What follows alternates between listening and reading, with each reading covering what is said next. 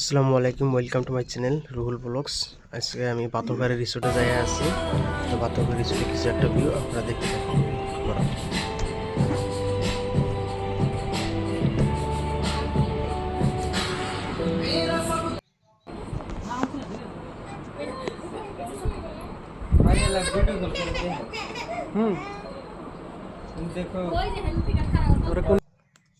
শান্তি বাতকারী রিসোর্টে এসে অল্প রেস্ট করতেছি। খুব ঠান্ডা হাওয়া, পরিবেশ ভালো, রেস্ট করতেছি, খুব মজা লাগতেছে। क्या है अभी देखो।